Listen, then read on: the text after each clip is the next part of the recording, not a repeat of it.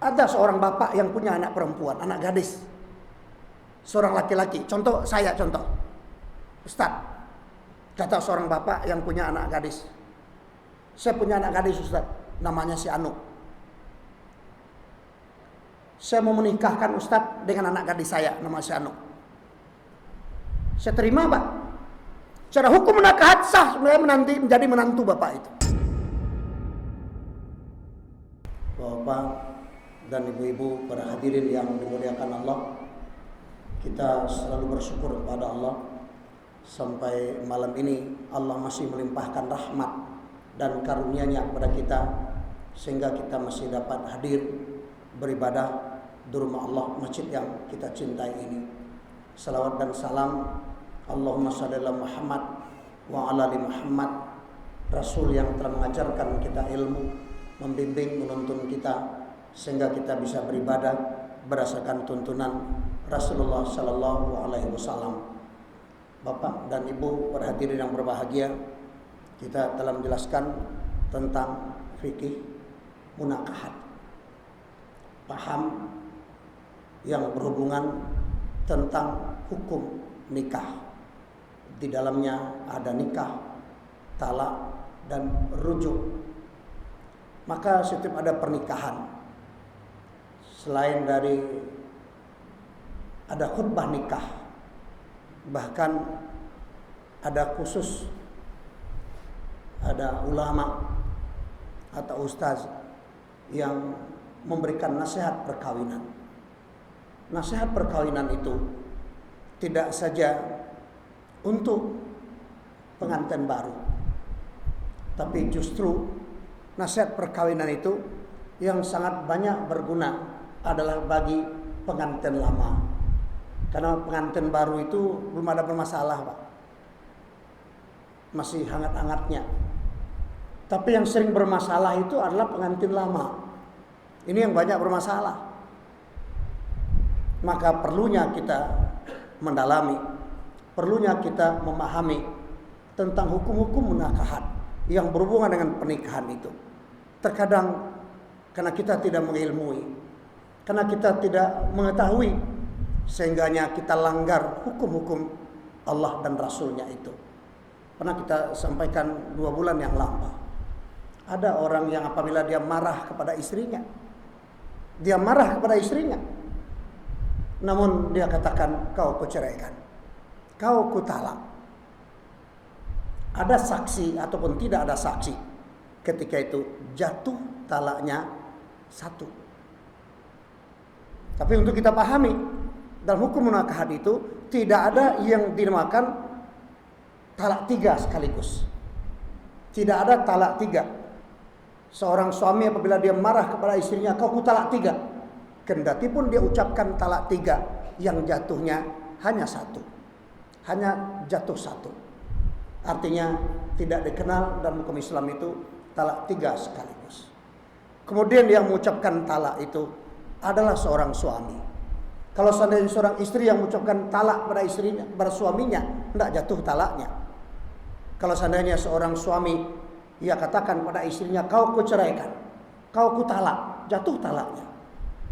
Tapi kalau seorang istri berkata kepada suaminya, bang, mulai hari ini saya tidak sayang, tidak cinta lagi sama abang. Abang saya ceraikan, abang saya talak, tidak jatuh talaknya. Jangankan dia ucapkan, dia katakan sekali 2 kali, seperti orang berzikir, subhanallah, subhanallah, subhanallah, subhanallah. Misalnya, abang saya ceraikan, abang saya talak, tidak jatuh talaknya.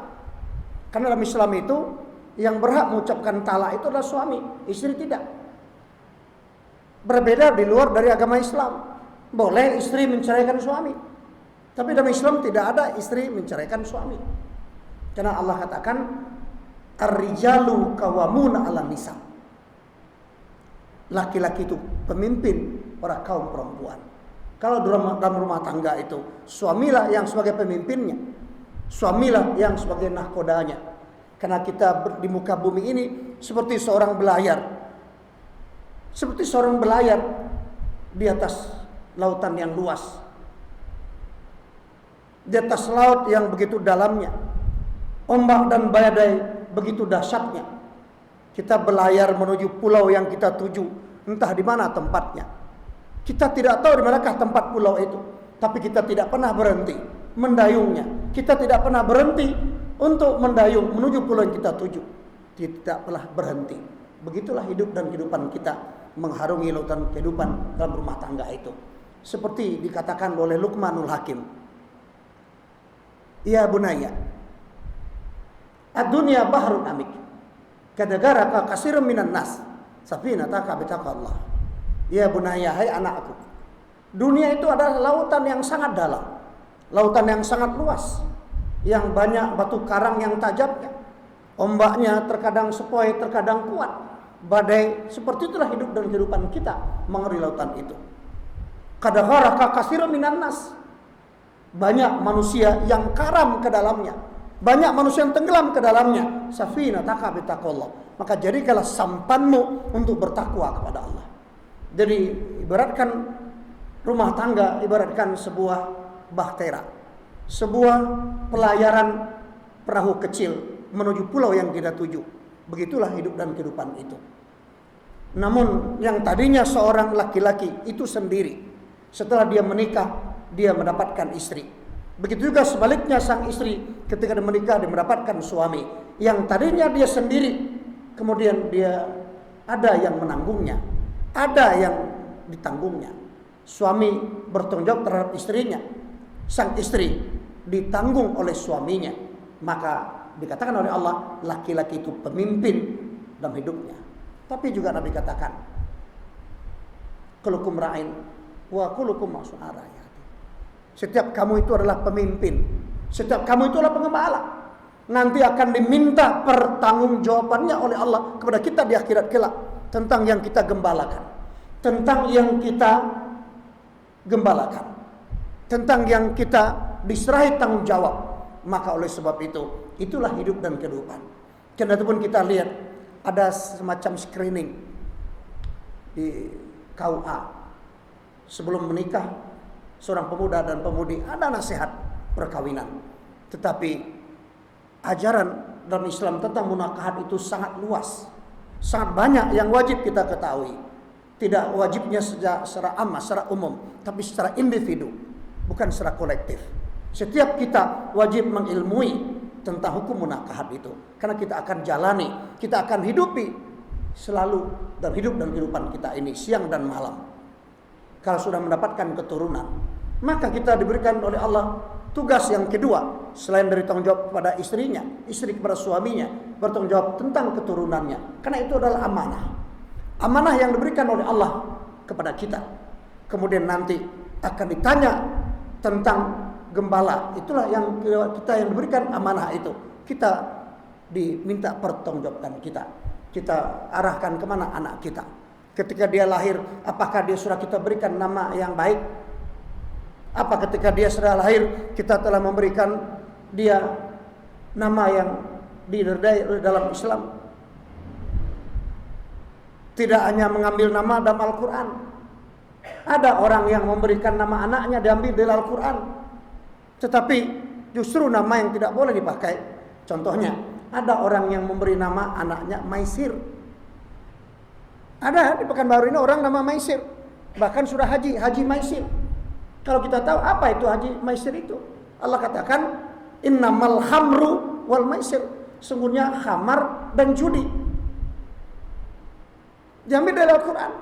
Seperti diberitakan beberapa bulan atau tahun yang lalu, ada yang memberi nama anaknya syaitan. Ada juga orang memberi nama anaknya Allah. Kenapa? Karena dia tidak ngerti memberikan nama. Karena nama itu juga akan dipertanggungjawabkan. Dan kata Rasulullah, berilah nama anak itu yang baik. Sampai seperti itu diajarkan dalam Islam, diajarkan Rasulullah SAW, itu kita minta oleh Allah pertanggungjawaban tentang yang kita pimpin, tentang yang kita diberikan, diserahi amanah, karena anak itu adalah amanah. Bapak dan Ibu para hadirin yang dimuliakan Allah, di mana sebagai seorang suami yang tadinya dia bujangan sendiri, setelah dia menikah ada yang ditanggungnya, ada yang diserah terimakan dengan orang tua dari sang istri. Yang tadinya dia ditanggung oleh orang tuanya, Tapi sekarang dilepaskan beban itu kepada suami. Suamilah yang bertanggung jawab, terutama tentang pendidikannya. Suami yang pertama kali dalam rumah tangga itu wajibnya memberi ilmu pengetahuan, pendidikan agama kepada istri. Karena di sebuah kitab Munakahat oleh Syekh Utsaimin dijelaskan, juga dalam kitab Al-Ibadah, bahwasanya ada pelanggaran yang sering terjadi di dalam rumah tangga itu tanpa kita sadari. Karena kita ikut-ikutan, karena kita tren-trendian, ikut-ikutan yang lain. Bahkan ada sampai hari ini pelanggaran hukum munakahat itu, seorang istri menempatkan nama suami di belakang nama istri. Itu tidak boleh dalam Islam. Tidak dibenarkan dalam Islam.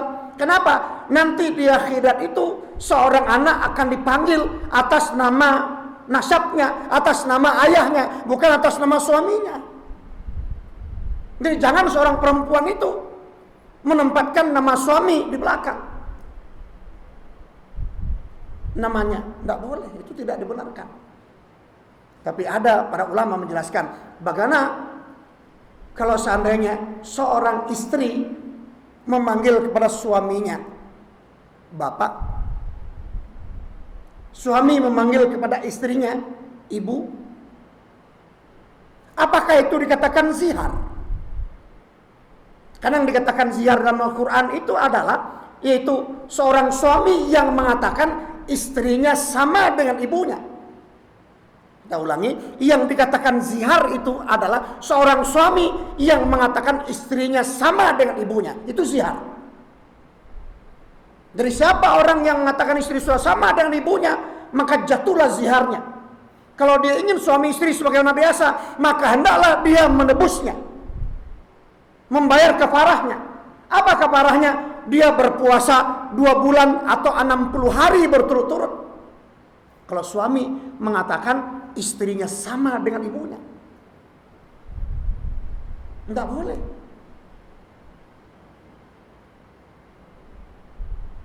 Kalau dalam Quran dijelaskan, lihatnya seperti punuk unta, bungkuk-bungkuknya, cara berjalannya. Seorang suami mengatakan pada istrinya, Bu, aku lihat caramu seperti ini, cara berjalanmu, cara bicaramu, cara dudukmu, sama betul dengan ibu saya. Itu masih aman, karena tingkah lakunya dianggap sama. Tapi kalau dia mengatakan dengan melihat ibu seperti ini, engkau seperti ini, katanya kepada istrinya, seolah-olah saya melihat ibu saya, jatuh ziarnya. Karena dia katakan istrinya itu sama dengan ibunya. Jadi kalau seorang suami sudah mengatakan istri sama dengan ibunya, jatuh ziarnya, dia wajib menebusnya, berpuasa 2 bulan berturut-turut. Nah, bagaimana sebaliknya? Kalau istri yang menzihar suami, artinya istri yang mengatakan suaminya sama dengan bapaknya, tidak jatuh zihar, tidak ada ziharnya. Karena ijab dan kabul itu suami. Jadi kalau ijab katakan suami, ada contoh. Kalau suami berkata kepada istrinya apa semacam sigat ta'liq. Contoh begini, seorang istri di rumah, kemudian dia ingin keluar ke rumah tetangga atau kemana saja. Dia pamit pada suaminya, Bang, aku keluar sebentar Bang, ke rumah tetangga, meminjam oven, masak kue. Kata suaminya, tidak boleh, kamu di rumah saja. Sebentarnya Bang, tidak lama. Tidak boleh. Sebentarnya Bang, abang ini pelit kali, kata sang istri. Kemudian sang suami mengatakan, kalau kau keluar dari pintu itu selangkah, kau kuceraikan, kata suaminya. Pergi sang istri ke pintu itu pergi istrinya. Bang, lihat sini Bang. Dia keluar, dilangkah-langkahkan kakinya selangkah. Bang, tengok sini. Dilangkahkan kakinya. Jatuh talaknya 1. Karena dia telah mempermainkan munakahat, telah mempermainkan hukum nikah. Walaupun dia hanya main-main, Karena tidak boleh main-main. Karena persoalan yang tidak boleh bermain-main itu salah satu diantaranya hukum munakahat. Yang main-main bisa serius. Karena juga Rasulullah dalam hadis Muslim menjelaskan, persoalan yang dianggap tidak serius itu bisa menjadi serius. Seperti talak. Seperti yang kita contohkan. Dan ini sangat banyak terjadi. Bahkan ada yang lebih hebat lagi dalam kitab Nukat itu dijelaskan bahwasanya ada seorang suami yang telah menceraikan istrinya berkali-kali. Bukan sekali dua kali. Kalau dia marah kepada istrinya, kau kuceraikan. Dikumpulkannya bajunya, barang-barangnya dibawanya pergi. Sehari dua hari setelah itu balik lagi. Masih mendingan. Masih lumayan. Kenapa? Batas iddahnya seorang suami yang apabila dia menceraikan istrinya adalah 3 bulan. 3 bulan. Batas talak masa iddah seorang suami kalau dia ingin rujuk kepada istrinya adalah 3 bulan. 3 bulan itu ada pandangan ulama. Ada yang mengatakan 3 bulan itu 90 hari. Tapi ada ulama mengatakan 89 hari. Ada ulama mengatakan 88 hari. Kalau mengatakan 90 hari, ulama ini mengambil secara umum tentang 3 bulan. Karena 29 dan 30. Ada pula yang memahami kalau dia mengucapkan cerai kepada talak kepada istrinya ketika itu bulan itu adalah 29 hari. Berarti 29, 30, 29. Karena bulan Qamariah itu 29, 30, 29, 30. Tidak ada 28, tidak ada yang 31. Jadi kalau dia talak bulan itu adalah 28 hari, 29 hari. Berarti 29, 30, 29. Berarti jumlah 3 bulannya adalah 88 hari.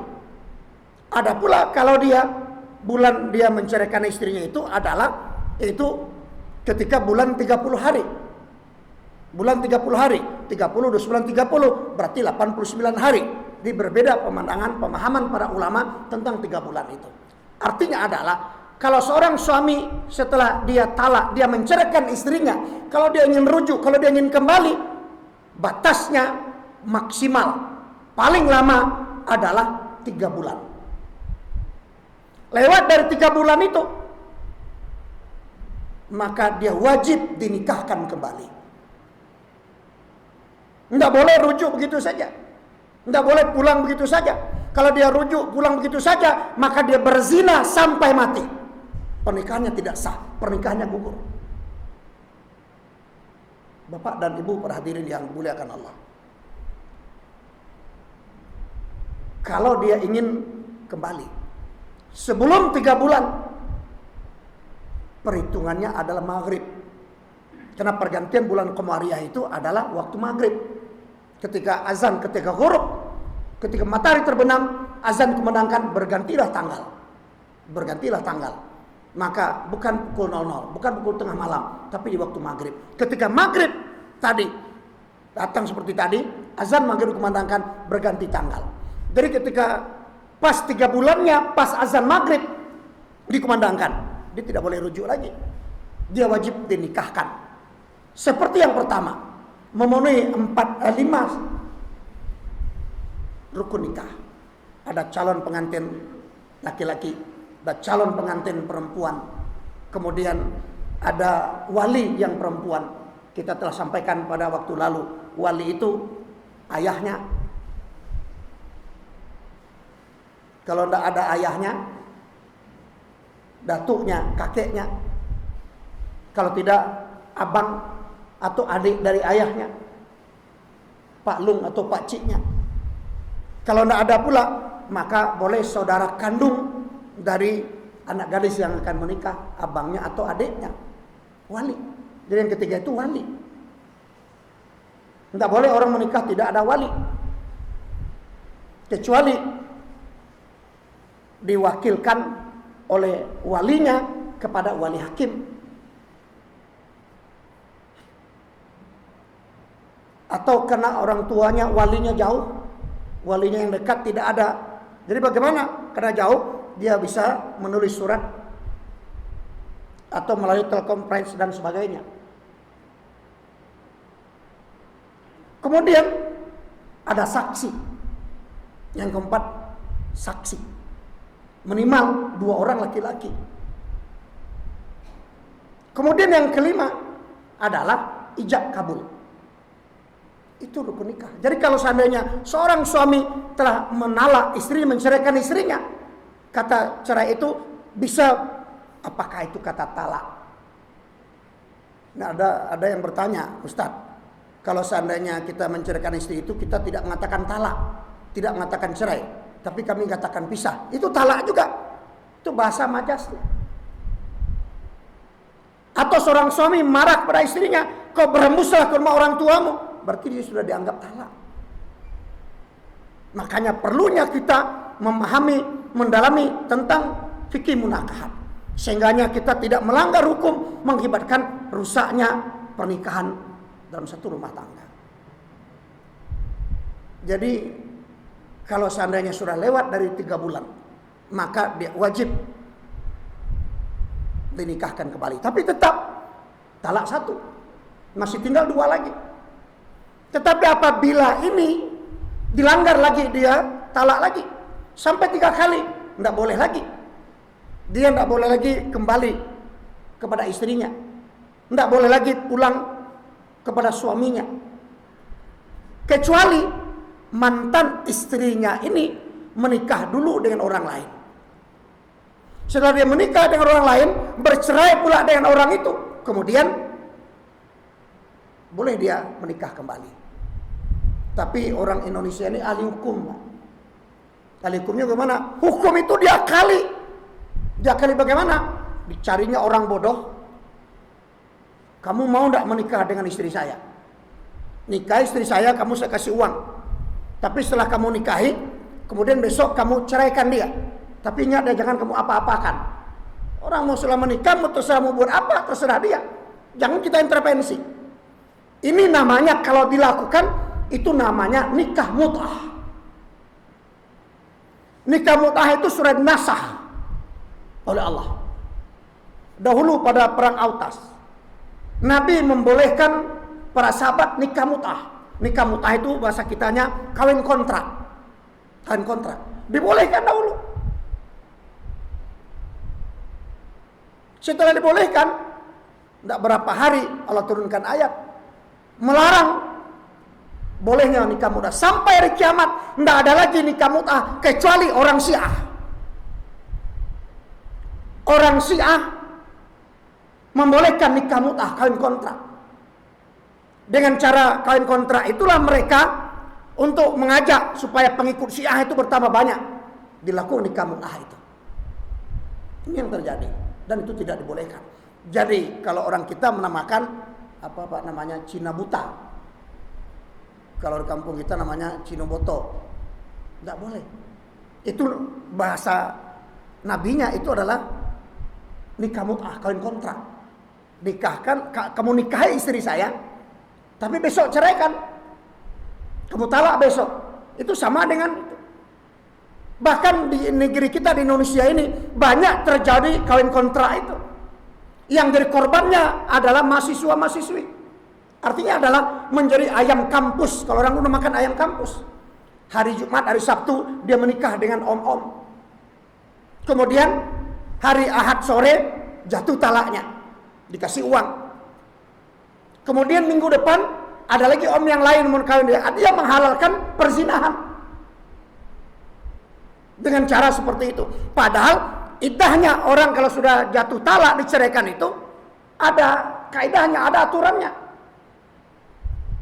Tidak boleh ketika dia telah bercerai hari ini kemudian besok nikah, tidak boleh kecuali orang hamil. Kecuali orang hamil. Apa maksudnya? Orang hamil itu masa iddahnya adalah sampai ia melahirkan. Jadi seorang hamil itu dicerai oleh suaminya, Bolehkah menceraikan istri ketika hamil? Boleh. Yang tidak dibolehkan itu menceraikan istri ketika haid. Itu tidak boleh. Menceraikan istri ketika haid tidak boleh. Pernah seorang sahabat itu Zaid datang tetangganya menghadap kepada Rasulullah. Ya Rasulullah, Zaid dia ceraikan istrinya. Lalu kenapa kata Rasulullah? Sementara istrinya sedang haid. Kata Rasulullah, ya akhi, saudara, kamu cari Zaid itu, katakan padanya kembalilah kepada istrinya, tidak ada talak baginya. Karena ketika orang sedang haid tidak boleh ditalak, tidak boleh dicerai. Tapi kalau dalam keadaan suci, termasuk dalam keadaan hamil, boleh dia itu ditalak, boleh diceraikan. Hanya saja orang tidak membolehkan menceraikan istri ketika sedang hamil, bukan hukum, tapi adalah karena perasaan, tapi bukan hukum. Tapi dalam hukum boleh saja ketika dalam keadaan suci. Jadi kalau seorang istri dalam keadaan hamil diceraikan oleh suaminya, ditalak oleh suaminya, idahnya adalah sampai dia melahirkan. Misalnya begini, seorang ibu hamil 9 bulan sekian hari, kebetulan dicerai oleh suaminya, ditalak oleh suaminya, atau tinggal mati oleh suaminya. Lantas dia ceraikan di waktu maghrib. Waktu maghrib tadi diceraikan oleh suaminya. Kemudian ketika orang azan Isya, lahir anaknya, melahirkan istrinya. Setelah itu sang suami boleh menikah, sang istri boleh menikah dengan laki-laki lain. Karena masa idahnya seorang istri adalah orang istri yang hamil sampai dia melahirkan. Kalau dia sudah melahirkan, yang paling lama itu masa idahnya adalah perempuan hamil yang baru hamil, Pak. Dia baru hamil seminggu dicerai oleh suaminya. Lama menunggu pengantinnya, Bu. Tapi kalau dia hamil 9 bulan, hanya menunggu hari, menunggu jam, lahir dia, boleh dia nikah. Bolehkah dia nikah pada saat dia dalam keadaan nifas? Boleh. Yang sering terjadi, ada ibu-ibu pernah tanya di satu masjid, Ustaz, dia nangis. Kenapa? Saya sudah salah, Ustaz. Saya sudah berdosa, Ustaz. Kenapa? Ketika kami beberapa bulan yang lalu menikahkan anak kami, sementara anak kami itu dalam sedang haid, ya Rasulullah. Ya Ustaz. Anak kami itu sedang menstruasi. Kemudian dia dinikahkan oleh ayahnya. Saya khawatir, Ustaz, tidak sah nikah anak. Sahkah nikah seorang perempuan dalam keadaan haid? Sah. Yang tidak boleh dia berhubungan suami istri. Tapi nikahnya sah. Yang tidak boleh dalam keadaan haid itu adalah talak atau cerai. Itu yang tidak boleh. Tapi menikah boleh. Jadi kalau seandainya kita perhatikan, sampai banyak orang menikah. Banyak orang menikah sementara calon istrinya haid. Boleh, sah pernikahannya. Karena yang mengucapkan ijab itu bukan istri. Yang mengucapkan ijab kabul itu adalah antara suami dan walinya. Ada satu contoh tentang hukum menakar itu yang dikatakan tidak boleh bermain-main. Contoh, seorang laki-laki, apakah dia bujangan? Apakah laki-laki itu sudah berkeluarga? Apakah dia sudah menikah? Apakah dia duda? Misalnya, ada seorang bapak yang punya anak perempuan, anak gadis. Seorang laki-laki, contoh. Ustaz, kata seorang bapak yang punya anak gadis. Saya punya anak gadis, Ustaz, namanya si Anu. Saya mau menikahkan Ustaz dengan anak gadis saya, nama si Anu. Saya terima, Pak. Secara hukum menakahat sah sebenarnya menjadi menantu bapak itu. Sah. Itu hukum menakahat.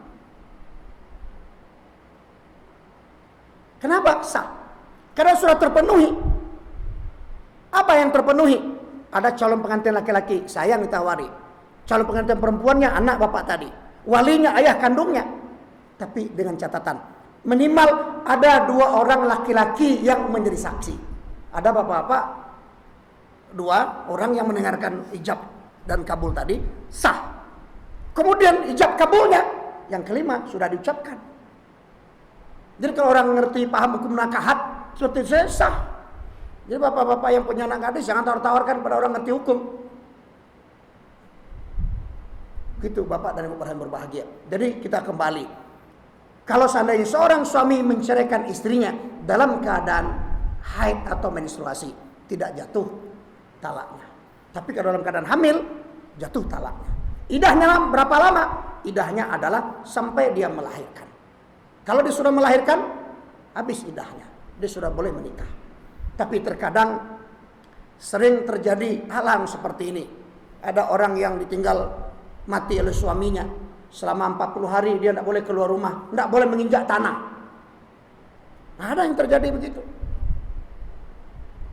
Iya, kalau dia di rumahnya ada pembantu, ada anak yang akan belanja ke pasar. Kalau dia sendiri di rumah itu, dia tidak boleh menginjak tanah. Gimana cara dia belanja ke pasar? Bapak dari Ibu, banyak di antara kita yang tanpa kita sadari bahwasanya rumah tangga itu dikontaminasi dengan hal-hal yang tidak dibolehkan dalam Islam. Contohnya tadi seperti menempatkan nama suami di belakang nama istri. Itu tidak dibolehkan.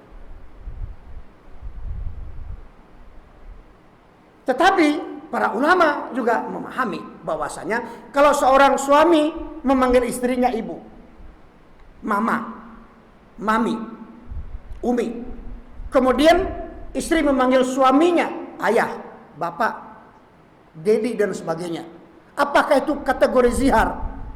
Tidak dikategorikan adalah zihar. Silakan baca kitab Al-Muwatta oleh Imam Malik. Tidak dikategorikan zihar. Karena dikatakan zihar itu adalah kalau suami mengatakan istrinya sama dengan ibunya. Kalau memanggil ibu dikatakan oleh Imam Malik dalam kitab Al-Muwatta itu namanya bukan zihar, tapi ini adalah tarbiyah. Itu namanya tarbiyah. Tarbiyah itu adalah cara memanggil. Kan ada orang rumah tangga itu dia panggil ayah, ibu. Ada manggil mama, papa. Tapi ada satu keluarga dia tidak mau. Anaknya seperti orang lain. Dia memanggil mau umi, abi misalnya. Maka diajar oleh sang suami. Maka itu namanya tarbiyah. Dia panggil istrinya itu umi. Istri memanggil suami. Itu namanya tarbiyah. Dan itu dibenarkan dan dibolehkan dalam Islam. Tapi yang tidak dibolehkan adalah menempatkan nama suami di belakang. Terkadang merasa aneh. Para hadirin berdiri. Pejabat si A misalnya memasuki ruangan bersama istri. Ini juga sering terjadi. Itu benar. Tapi yang paling sering kita dengar, Bapak Wali Kota memasuki ruangan bersama ibu. Secara bahasa hukum tidak boleh. Kenapa? Dia datang bersama istrinya, bukan bersama ibunya. Para hadirin diharap berdiri. Bapak Presiden Republik Indonesia memasuki ruangan bersama ibu negara, itu bisa. Tapi kalau kata bersama ibu, dia bukan ibunya, itu adalah istrinya. Banyak seluk-beluk dalam hukum munakat ini yang perlu kita pahami, yang perlu kita ketahui. Tapi terkadang banyak karena kita tidak mau membaca, tidak mau bertanya. Akhirnya ibaratkan orang buta, sehingganya meraba-raba dalam rumah tangga, sehingga rumah tangga kita sudah menjadi rusak. Seperti dikatakan pada awal mukadimah, ia menganggap sudah masih berumah tangga, tapi ternyata dia sudah tidak sah lagi rumah tangganya. Seperti karena dia sudah sering menceraikan, menalak istrinya.